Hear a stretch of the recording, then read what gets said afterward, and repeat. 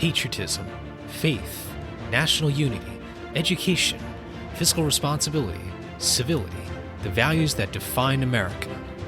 Fascinating stories and talks from America-loving patriots dedicated to preserving freedom, opportunity, and justice. Welcome to the Friends and Fellow Citizens podcast.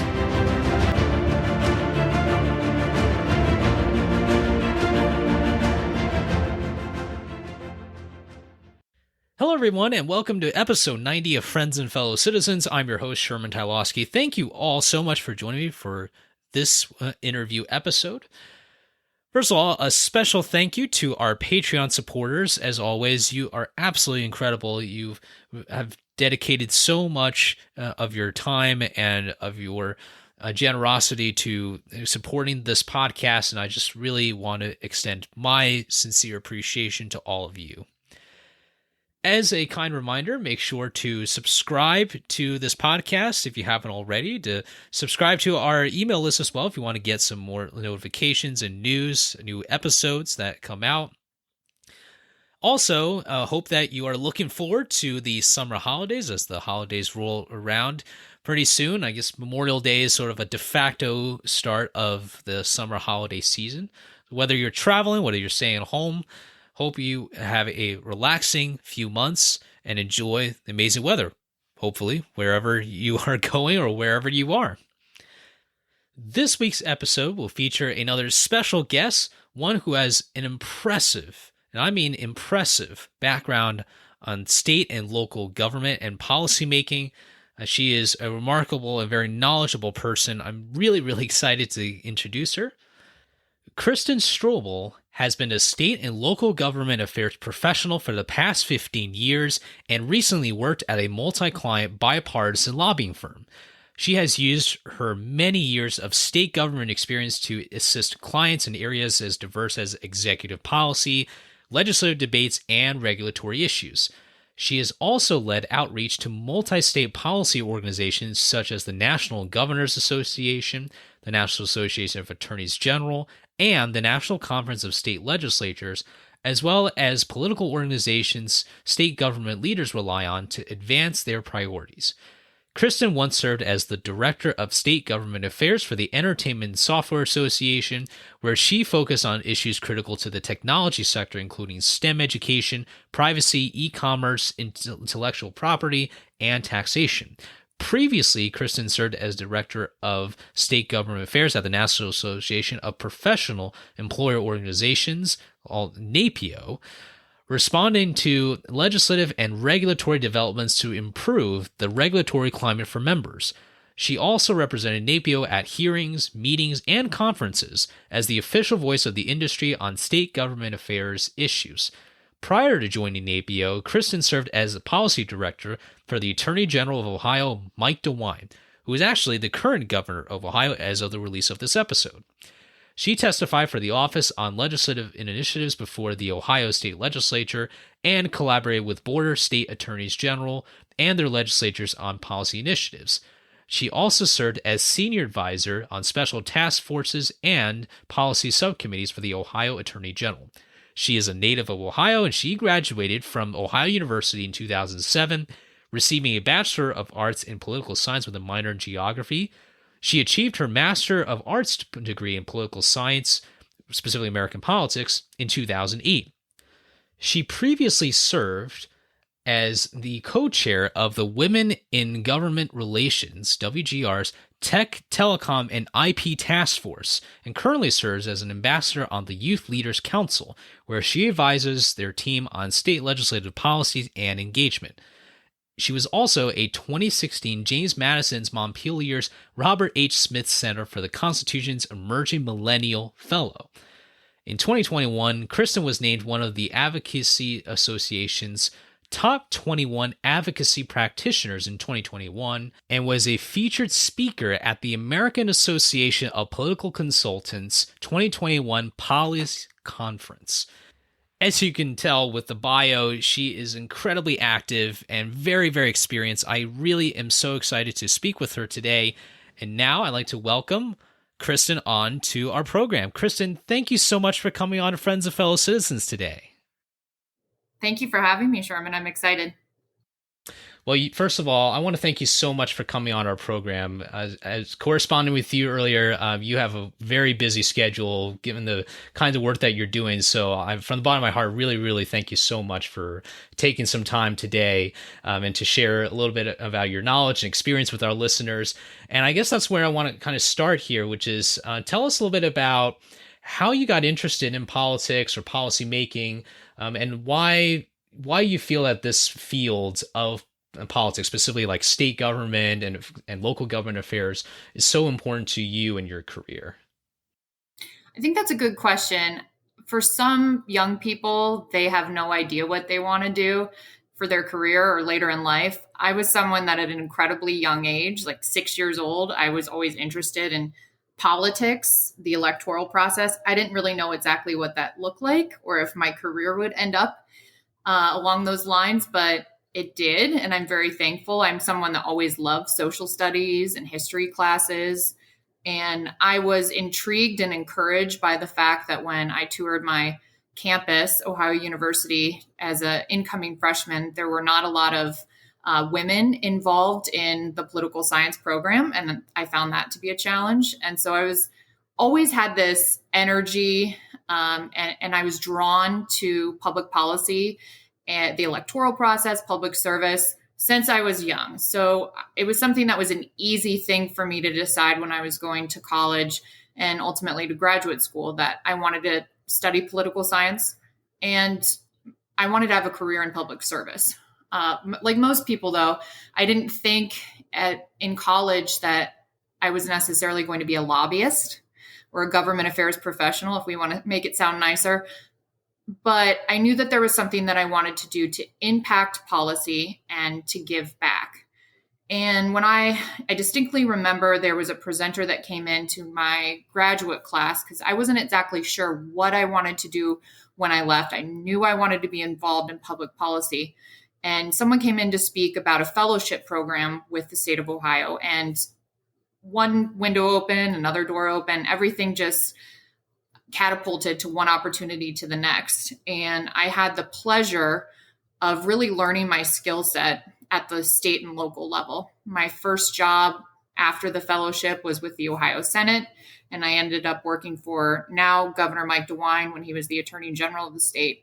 And each experience I had built on the previous one. But what kept me continuously motivated was the fact that I was impacting policy at the state and local level, interacting with actual constituents where these changes were going to impact them far more than anything that was being debated at the federal level. And also the engagement opportunity, because in state and local politics, there are so many ways in which people can actually vocalize their support or dislike for something that's going on, whether that's through public testimony, a referendum, any other checks and balance of the government. The local level really has the opportunity and presents itself for people to get engaged. So that was always really exciting to me.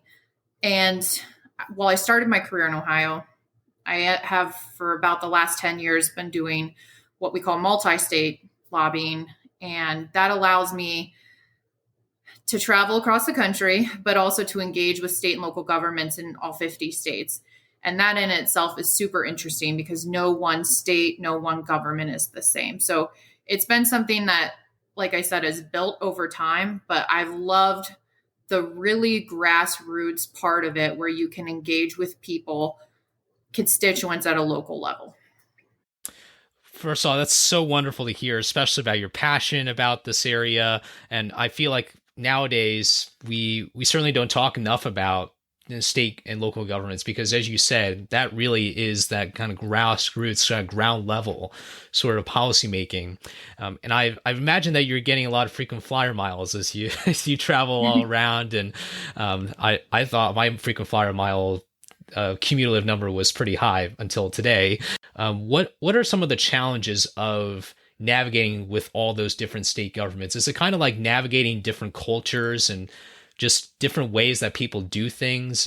Is there something a bit deeper about what distinguishes state governments, not just based on the constitutions, right? But just how their MO kind of works, really?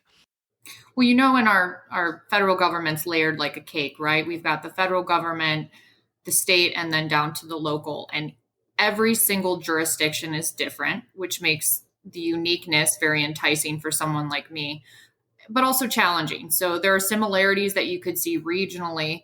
But even if you look at, for example, the state of Ohio, the urban areas, primarily during the electoral process, lean very Democratic, but all of the rural areas are very red in the state. And that is a small, geographically small state, even though the population is large. And within just that microcosm of one single state, there's so much political diversity. There's diversity in economics, social classes, education, workforce opportunities. So just in that self in one state, that in itself is very interesting. And then when you go even more granular down to the local level, whether that's through city council or school board, these individuals are making very impactful policy changes. And as a multi-state, multi-client lobbyist, I have the opportunity to engage with them, which is very interesting. But our country is incredibly diverse, and that's not just state by state. It really goes down to the local level, in which a lot of constituents have a lot of power and influence to their local and state government, which is something that I like to be a part of. Let's go into the COVID-19 pandemic, because I think the last couple of years or so, we've seen a lot of different areas of policymaking from different states that we might not have known too much about. What can you tell us about how the pandemic defined or affected the role of state governments in their different responses, just broadly speaking, and maybe how the pandemic also affected their relationships with the federal government in terms of on the pandemic response? I think that's another good question, Sherman. When we look at the pandemic, obviously no one expected this to happen. But I think one of the silver linings that did occur during the pandemic is, for some Americans that only thought of the government as Washington, D.C., the White House, federal or congressional control, finally saw the power and influence that governors and state legislatures in their state had. Governors especially were given very limited time and limited knowledge, right? We were all unaware of what would happen next or the next steps or what impacts this was going to have on the health of the constituency in their states. And governors were really on the front line to make these decisions. And in a lot of cases, it was found to be controversial. They had mask mandates. They were mandating businesses to close. Some did so in a very egregious manner. Some decided that they wanted to keep their states as open as possible.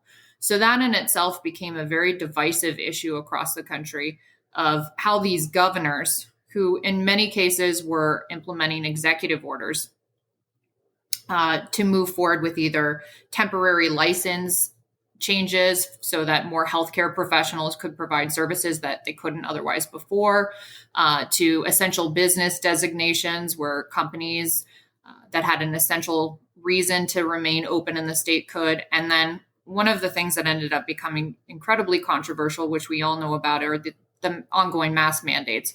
Now, most states and the District of Columbia, the latest as of March the 1st of this year, have ended that, but we still are dealing with and seeing some mask mandates for those of us that are frequent flyers on the planes. And so it's become a big issue. And when we look at something like the gubernatorial race for Virginia, where Glenn Youngkin won, one of the main issues during his race was about mask mandates in schools. And so it's interesting that this pandemic has had many trickle-down effects of different policies that governors are making or governor-elects are making that will affect their constituency. That really, the pandemic really resonated with constituents, and that this hit home because it was affecting their health, their family's health, their potential business or occupation. So this became a really, really important issue to many people. And like our government at the federal level, the state has checks and balances as well. And so a lot of state legislatures wanted to rein back some of the controls that these governors were putting into place. Some of their executive orders were challenged.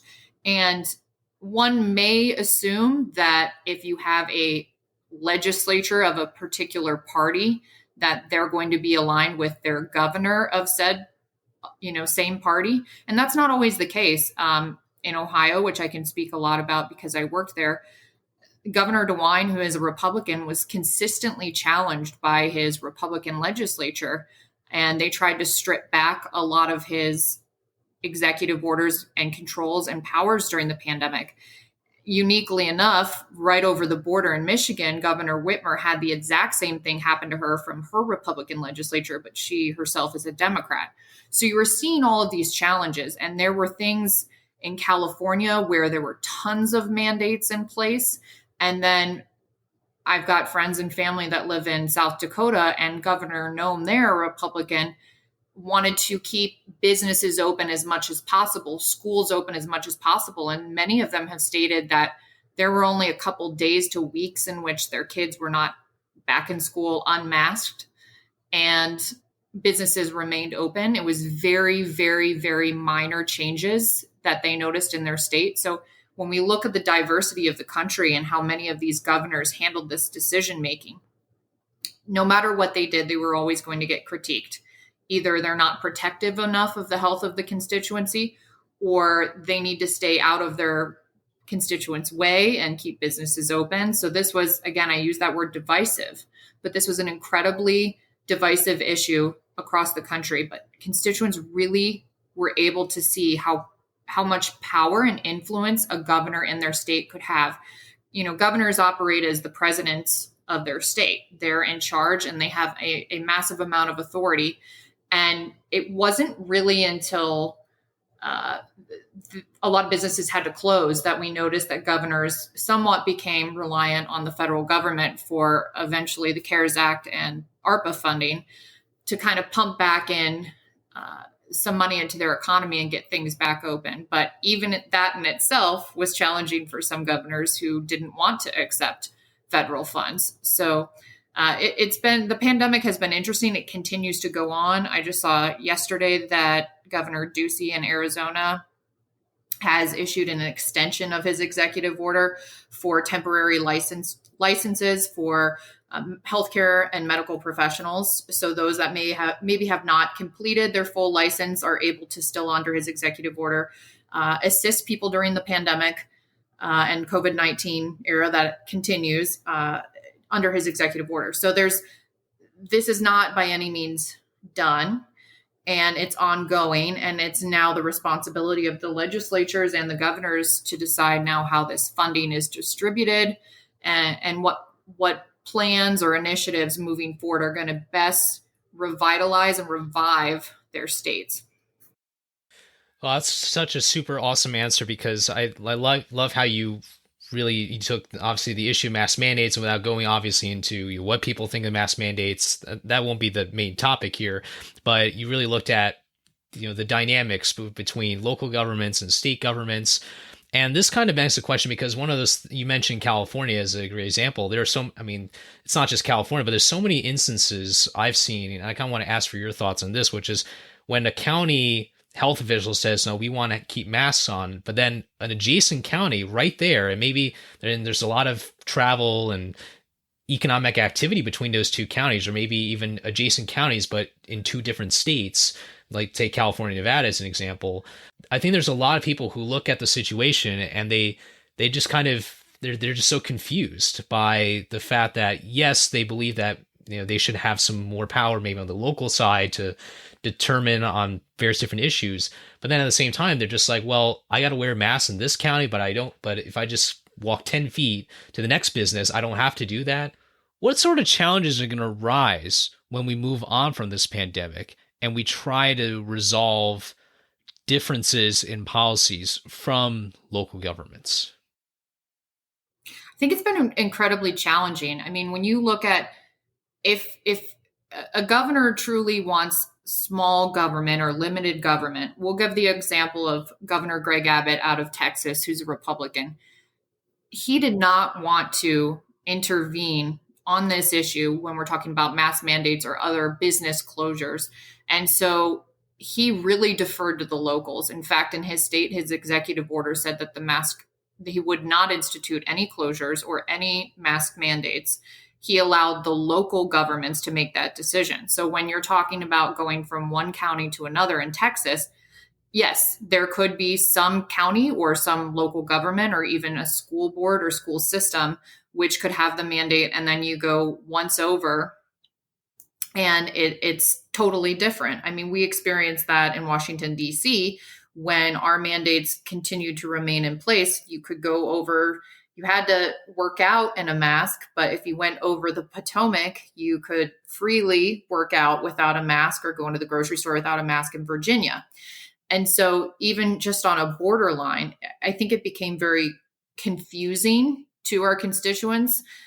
And that in itself, I think, made a lot of people irate, because if we're really truly following science of what's right or wrong, and there's no real direction that's coming or mandate that's coming down from the federal government, these states really had control over what they believed was right, what they believed was in best health interest. And I think that no one expected it to be so controversial, but this became an issue in which, in some cases, will, I think, impact the potential reelection or lack thereof of some of these governors based on these really hard decisions that they had to make, where no matter what you do, you're going to upset some portion of your constituency. Some people are always going to be upset with the decisions you make.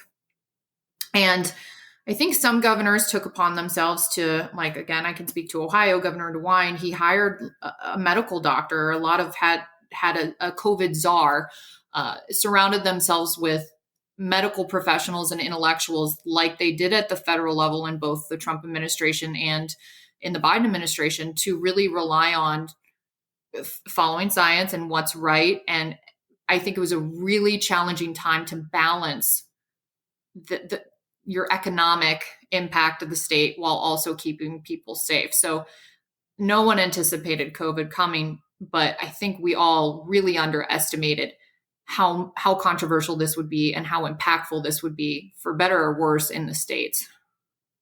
Yeah, you make an amazingly important point about the fact that you're going to alienate some people, because I feel like a lot of times in this world, there's people who think that they can please everybody. And there's a saying from Aesop that those who try to please everybody please nobody.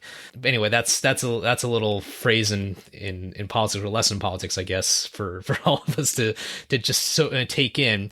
I want to switch gears a little bit now to schools, because there's another element of local government, and to some degree state level as well, and that is on education policy. There's been a lot of debates about the curricula of various different schools, and just banning stuff or not banning stuff.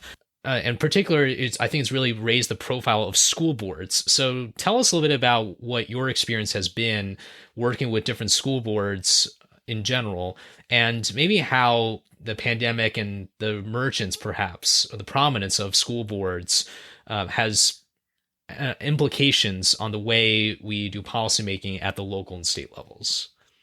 Well, Sherman, you and I both know the saying that all politics is local. And I think that's been used since Tip O'Neill, a long time. The saying has been repeated. And it's true. I think, again, a lot of people assume that government's primarily done on Capitol Hill and in the White House, but a lot of political decisions, policy changes are happening at the local level. So like a state legislature, governor, other statewide elected officials, these really local elected officials, whether it's school board, a mayor, city council, they're making tons of changes that are germane to these issues that are popping up at the local level. And they have a lot more power than I think people ever knew or anticipated. And I think during the pandemic, a lot of people utilized their First Amendment rights and came in and actually, for the first time, met with school boards, whether it was about critical race theory, whether it was about mask mandates in their schools, COVID-19 vaccination requirements, whatever it may be. People really, for the first time, I think, opened their eyes up to, wow, school boards have, a lot of power and control and have an impactful voice on our children. And that varies. In some states, there were school boards in which were receptive. Others were, it was controversial. I refer back to the Glenn Youngkin campaign in Virginia, where obviously the mask mandate issue for children in schools was one of the top issues, but critical race theory also was an issue within his state.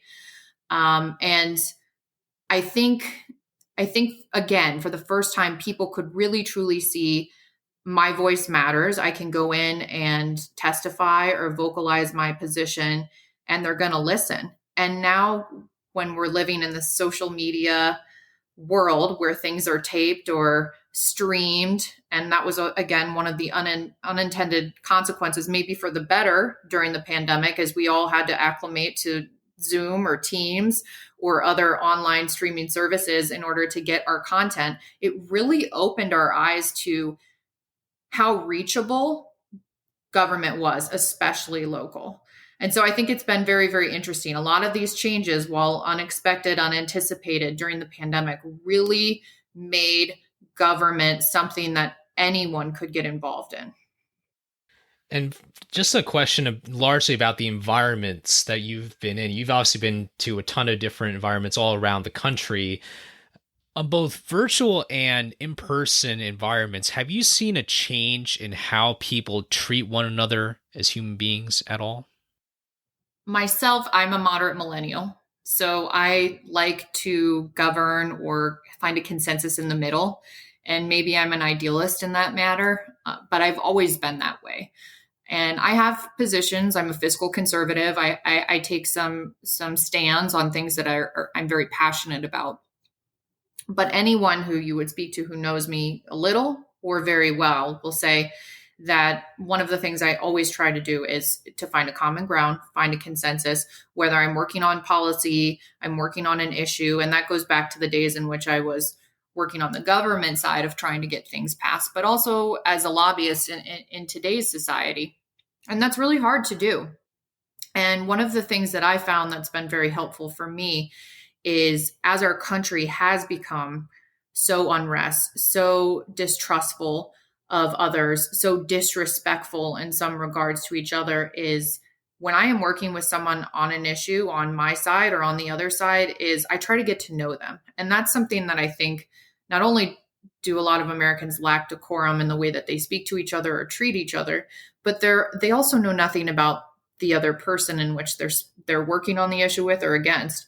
And so I always try to learn about the person. If I'm going to go in and meet with a legislator, which there are a lot of state legislators, we have just under 7,400 across the country. If I'm going to go in and meet with one, I really want to know about that person.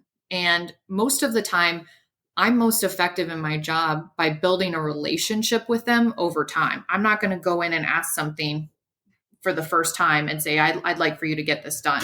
I may meet with that person 8, 9, 10 times. So by the 10th time that I go in, I can ask them about their daughter and their fishing trip.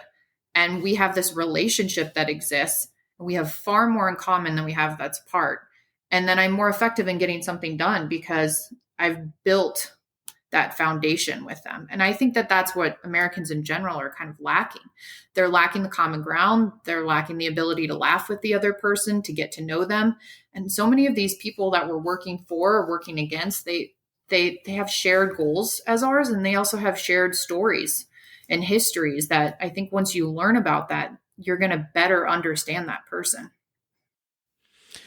You're absolutely right. And I want to congratulate you on just the ability to make that voice heard, or to tell our audience and perhaps to other people you speak with as well about that message of conversing with one another, getting to know one another before making a judgment. And I want to now turn a bit to another issue, and I guess it kind of ties in a little bit with the lack of civility, which we'll get into a little bit more later in the episode. But it's about election integrity, because elections can be really, really complicated. It's in a way, it kind of sounds a little easier. It's like, oh, everyone votes and then they tally it up and then they count who wins, right? Easy. I wish civics was that easy. But tell us about how election integrity also became a more prominent issue. But this gets very complicated, right? Because there's kind of the electors, in terms of the presidential election, but then we're seeing a lot of different people on both sides of the aisle get riled up about how states conduct elections. What can you tell us about just the environment that you're working in right now when it comes to why election integrity all of a sudden is appearing on the state level and maybe to some degree county level, and how that is affecting the relationship between the state and the local governments in terms of how elections are counted by hand, by machine, or whatever method that people are using right now? So if you were to pick up any paper across the country, Sherman, or read any publication online, you'd see that redistricting is happening in many different states. So a lot of people may not be aware that that's primarily coming out of state legislatures, but also then the role of the secretaries of state serving as kind of the electoral guard or czar for the states. And not only are they scheduling the dates for primary or general elections, but they're also kind of the auditor of information of all of the election boards, county election boards that are coming into them, and ensuring that it's certified and correctly done. I have the unique story of my maternal grandmother was very involved in politics, and I would go vote with her, vote with my parents. And then as young as 16, I worked at a precinct at my high school. So I've been around these elections, these precincts, to see how it goes. And it's balanced. You have people from different political parties. You have judges that are there watching. You have, precinct officials overseeing everything to ensure like they're volunteering their time to be there. They're doing this in the best interest to do this in the cleanest and most upstanding way possible. So I have a hard time hearing about some of the challenges that are going on across the country, because everyone that I've worked with in a precinct, at a county election board, the folks that I know that work tirelessly for the Secretary of State's office, and then the state Supreme Courts, who in some cases are now having to send back multiple times the redistricting information to the state legislature so they can get it right and get it fair, has been challenging. And it's interesting because a lot of this stuff has happened all at once, right? We've had the pandemic occur. We've had a resurgence in the civil rights movement again. And then also now the electoral challenge. And it's difficult. I mean, if you look at the state of Arizona and what there were challenges there. You look at what happened in the state of Georgia, and there were challenges there. And again, when we're living in this kind of social media, constant news 24/7, there are different opinions of what is right or wrong. But I can tell you, as someone who has worked on elections, that everyone, I think, does their best to ensure that it is certified and done properly. It seems like the only issue that I can understandably see as a contentious issue is gerrymandering. And even that in itself is kind of interesting to put out there, because as someone who does cover the signers of the Declaration of Independence, and of course gerrymandering originates from Elbridge Gerry, one of the signers of the Declaration of Independence. Certainly, I'm trying my best to keep his legacy as positive as possible, but one can't possibly escape the divisiveness of something like gerrymandering, which we've seen a lot over this past year. I wish, again, if I'm going to put on my idealist hat, no matter what, no matter the party in charge, you're going to get criticism from the other side. We are in a divisive political environment in which these are drawn specific ways for a reason. Will that ever change? I don't know. And again, you hear many different states across the country right now, the opposite party will do everything to complain about the way that it's drawn. I would love for it to be a more fair and, unified decision, but I unfortunately don't anticipate that changing anytime soon. I wish it would, though. Yeah, hopefully we can all be united to give Elbridge Gerry a better name. All right, let's shift gears now. And this is something that you touched upon a few times earlier, but I want to get more into some of the causes of what we're seeing in our country nowadays, which is the polarization problem. It seems like it's unfortunately ingrained. It's almost like when we see two members on different sides of the aisle and they get into a fight, like, oh, nothing we can do. It's just a couple of people arguing back and forth. But I think you mentioned the kind of the information age that we're in with social media and whatnot. What just starting from the media side of things, how do you think this contemporary media environment is contributing to misrepresentation of one side or the other, and how that maybe is contributing overall to Americans not being able to interact the same way as we probably want to in this day and age? Well, we both know with media, the most sensationalized information that's coming out is what's going to have viewers tune in or watch or listen. So if there is something, there's a combative argument on congressional floor, that's going to be of interest. That's going to be, a news clip that people are going to tune in to watch. They don't want to watch Senator Rob Portman from Ohio shaking hands with Joe Manchin from West Virginia because they like each other and they got along on some issue. That doesn't seem to resonate with people as something that's interesting to watch. And that's sad, because I think when you look at even when President Joe Biden served in the Senate, it was known as he was friends with people on both sides of the aisle. It was more congenial. The upper chamber got along a lot better. And now it seems that there has been, over the last couple of years, a new class of certain as freshmen especially that are coming in that are capturing the audiences for the quick news clips, by saying something controversial, doing something controversial. They even had the platform of their decisions to wear a mask or not on the floor that were even picking up news. And I think it's become very combative. And we've talked a lot about the kind of lack of decorum or lack of unity in the country. And I think that's something that as we heal during this pandemic and hopefully, seeing the light of the end of it, that people need to come together more. I don't like how we as a nation have become more and more divided. And I don't think just saying or doing something so you can get on the news for 5 minutes is the right way to handle your platform as a legislator and elected official. And how can state and local governments play a role in healing divisions? And I know that might sound a little crazy as an idea, but it seems like there's so much tension on the federal level that we often forget that there's that more local level, or the more on the ground level of policymaking. Are there any things that you hope to look for in state and local governments and how they can play a role in not only maybe bridging political divides, but maybe just working together maybe on civics, learning about those same state and local governments and how those are important to citizens on the ground?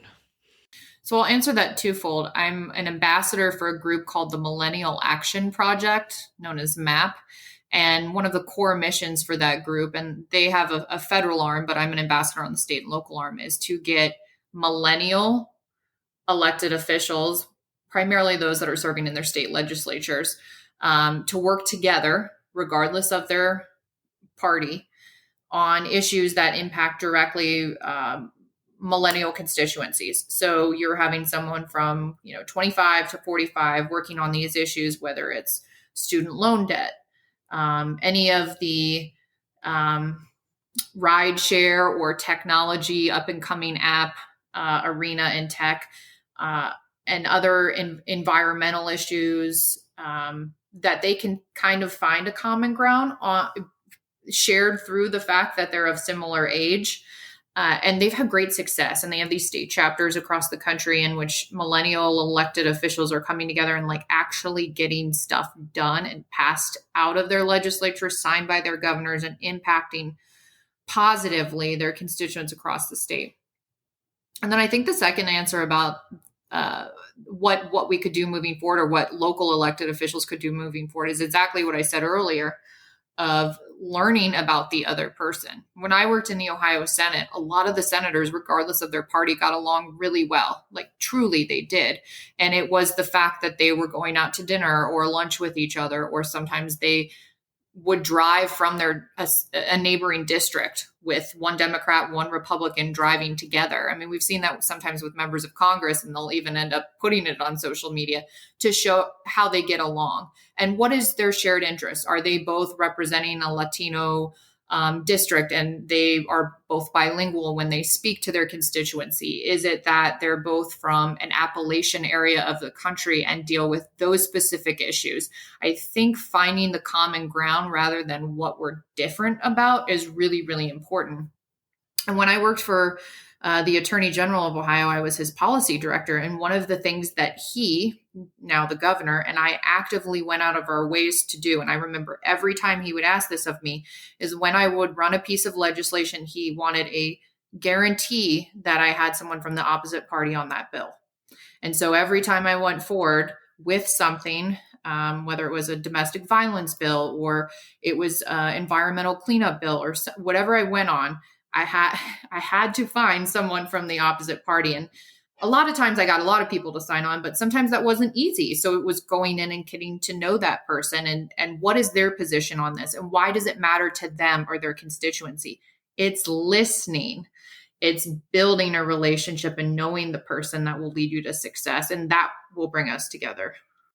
Sounds like quite a treasure hunt in the Ohio legislature for you, right? Yeah, at the time, and I'm going to age myself, but at the time it was a lot more bipartisan. You know, a lot of we are seeing the trend of a lot more state legislatures are shifting, you know, significantly so to one party, just like in California, Democratic coasts, it's that way. And a lot of middle America, it's a lot more red. But when I was there, it was a lot more bipartisan, but still there were challenges that I was faced in order to get these things done. And I liked having someone from the opposite party on the piece of legislation that sometimes they brought really valuable intel and positions that would make the bill even better, which is important. Having those co-sponsors from the other side, hope that it becomes a bit of a tradition, you know, something that is just kind of passed down, you know, to freshmen at various different legislatures. Now I want to turn to just overall, you know, how we can get people really involved in state and local governments. I mean, you touched upon that a little bit with your segment about MAP, but in particular, you know, you obviously very, very passionate. I've truly admired this about you. You're truly passionate about bringing more women into politics. It's something that we've covered before in our podcasts. So what are some things that, you know, you've seen and that are encouraging, but also some things that you want to see a bit different in terms of growing that pie, if you like, of public service across women of different backgrounds, and just making the United States a better place for civic duty and for public service for all kinds of people. So I think our best form of government is a representation in which is diverse, right? We need to represent the constituents in which have elected us. So whether that's electing more women, more people from, you know, diverse backgrounds regionally, economically, that's race, if that's sexual orientation, I'm all for getting more people interested in public policy, interested in running for office, interested in testifying or meeting with their legislators. There's so many ways in which you can be impactful in the public policy process, even by not running for office, right? I mentioned earlier, you can go in and testify, you can write letters of support.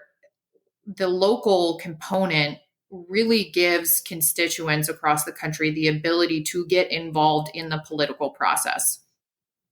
And I think that gives a lot of people a platform to be heard on these issues. But I am very passionate about working with women's groups. I'm very involved in Women in Government, National Foundation of Women Legislators, and then Women in Government Relations, all of which are organizations which really try to work with women to either run for office or on the private sector side has tools for us to support women that are in office and to get more people just in general to run. They say with most women, they have to be asked to run rather than like a lot of men, they just decide, yeah, I think I can do this. I think I'd be good for this office. A lot of women need the recruitment in order to do so because it's often balancing a lot of different plates in their hands at once with their personal and professional life. But it doesn't just have to be women. I'll reiterate that again. The more diverse, if it's a millennial legislator that is representing the district of the university that they just graduated from, I don't think that there needs to be one specific recipe of the right way a legislator needs to look or implement policy. It's more about that the diverse representation will make us a better country overall because we're hearing from so many different voices rather than just one. Excellent. I really commend your efforts and obviously the efforts of all those people who try to bring more people to public service. I think it's always a great thing. There's a specific part of your bio that I want to ask you about, and I guess it's not too surprising since our program is named afterwards after a founding father, but there's another founding father who I mentioned in your bio.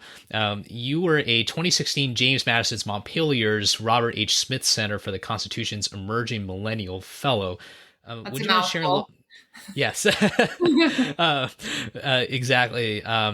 Would you mind sharing a little bit about that experience, or maybe just the takeaway that you got from that experience with Montpelier? And by the way, anyone who wants to make a great trip to Virginia, I've been to Montpelier. It's a wonderful place. So, just tell us about how that experience was, and maybe what do you think of James Madison? Maybe had a better impression of him. Yeah. So I think that's a great question, Sherman. And I think you're going to know this. James Madison, 26 years old, was like making all of these, impactful decisions, whether it's the writings that he was doing, speeches he was giving, and a major focus of the program was to attract and recruit young individuals, both sides of the aisle. So the program that I was a part of, everyone was under the age of 30.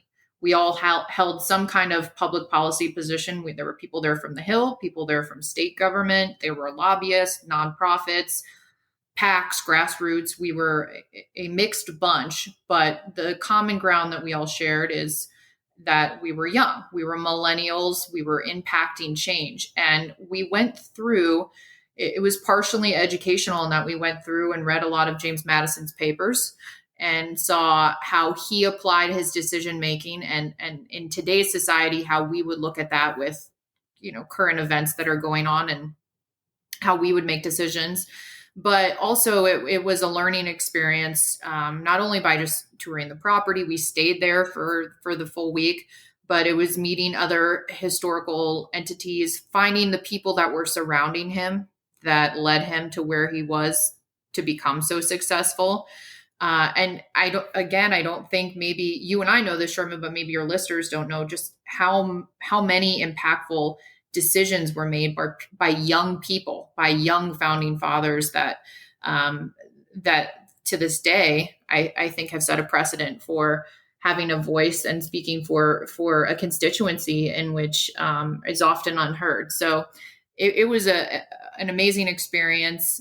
And I would encourage anyone like you have mentioned to go out to the property if you have not, and to learn a little bit more about James Madison, because he was a great person and a great resource if you really want to know the history of the country.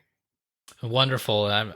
He certainly did have a wonderful resume, and for the record, I don't think he had an official resume. It's not like he went on a LinkedIn and it's just like, oh yeah, let me put down what I've written, what I've spoken, because probably be the longest LinkedIn profile I've ever seen. Let's kind of tie this all in together. I frequently speak about these values, these particular 6 values from Washington's Farewell Address from 1796. And out of these 6, if there's one or more that you think really stand out, maybe from your experiences or from the things that we've spoken about, what would that value or set of values be from the 6 that you wish to highlight and really tie all of this back together? So I've highlighted this a lot, but the importance of unity. I think as our country heals, we really need to work to listen to each other and to work together to find the common ground, to build a relationship. I am an idealist in that I believe that, but that persona that I've carried on and that North Star that I've had in my work that I've done over the last 15 years has paid off. I've been very successful by forming unity. And I think party politics often divide us. And so, as much as possible, I want people to work together from opposite sides of the aisle. I know Washington highlighted that the more that we emphasize or give power to political parties, the more we will potentially divide each other. And we are seeing that right now. And there's these factions within each other, right? There's factions within both of the parties where their extremists are sometimes the loudest voices, but not always the right ones. And so unity is very, very important. Obviously, I've spoken about fiscal responsibility. I think being selfless in a lot of ways, listening, being selfless. Washington, as we both know, stepped aside from his office. He could have continued to serve and only served 2 terms and decided, I'm going to put the country first and myself second. And I think that in itself is what we need to focus on is very commendable, is being selfless and caring for the greater good, that's more important than all of us in order to make changes. And so he was a remarkable person. I don't think anyone will challenge that. The fact that we still are talking about him today, there's a reason for that. But a lot of his principles, his foundation, I think are things that I would point a lot of Americans to, hopefully, so that they can listen and learn from his example, because he's one of our best presidents for a reason.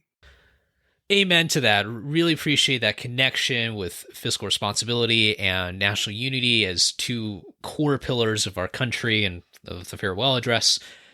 Now I'd like to give you an opportunity to share any advice you have for people, whether people are interested in serving at the state or local level, even the federal level, or anyone who is looking to work for a nonprofit or some other capacity. What can people do to be more active, and any closing remarks that you'd like to leave for our audience today? Well, I appreciate that. I go back every year, sometimes twice a year. It's been a little bit less, or I've done so remotely during the pandemic, but I go back every year to my graduate program at Ohio University and I speak to students. A lot of up and coming or young politicos, if you will, want to immediately go to Capitol Hill and become a chief of staff. And one of the things that I try to advise them on is to be patient, one step at a time. Every door or window that I said had opened happened to me at the right time for the right reason, because I was working hard. And I speak to them because a lot of students at universities are hearing these really accomplished speakers talk about, I became a CEO after this, but sometimes the most important thing is to hear like what I did after year 1 or what I did after year 5 to become successful, and really getting the tools and the skill set of what to do in your immediate steps. And then going back to the fact that all politics are local, I think when we see the trajectory of a lot of members of Congress, almost all of them have served in some local capacity first. So you have to build on your resume, whether that's in an elected capacity, starting at school board or city council, becoming a mayor or state legislator, moving up to become a governor or a member of Congress, or if that's on, the nonprofit or the volunteer or the private sector side in which you're volunteering or you're working in a position. I think one step at a time, building up your goals over time, putting in the time and effort, you're going to learn so much. And then I think also with local government is there's no mandate for a time in which you need to get involved. You can get involved if you're 7 years old or 77 years old. There's nothing stopping you from getting involved in politics, and it can be as much or as little as you want. And that's where state and local is so important, because those are really the laboratories for thought process and the starting point. Sometimes significantly more impactful than meeting with your federal delegation is meeting with state and local where the action's happening. So I'm passionate about it. I hope others are. I encourage people to get involved as you would like. But just know that local is exciting, and your voice will be heard. Excellent. Well, Kristin, as we conclude our episode, I want to thank you so much once again for the time that you spent with us, sharing a little about your experiences. You obviously have an impressive, very, very impressive resume and background. It's really hard. You just can't beat experience. You have so much experience in these realms of policymaking, and I think there's a lot that people can learn from you. And so I just want to thank you so much for your time, and I hope that regardless of whichever path you continue to take in policymaking and lobbying, you certainly are serve as a big role model, I think, for a lot of future, certainly a lot of women who want to get into public service, but I think for anyone in general. So thank you so much for coming onto our program today. Thank you for having me. It's been really fun, and I've loved getting the opportunity to speak with you, Sherman. All right, ladies and gentlemen, that'll wrap up our episode for today. Thank you so much for listening to episode 90. I hope you enjoyed our conversation with Kristin Strobel. Make sure to check out some links down in the show notes below to learn more about Kristin's work. Have a great rest of your day and rest of your week. And remember, a day in America is always better when we are with our friends and fellow citizens.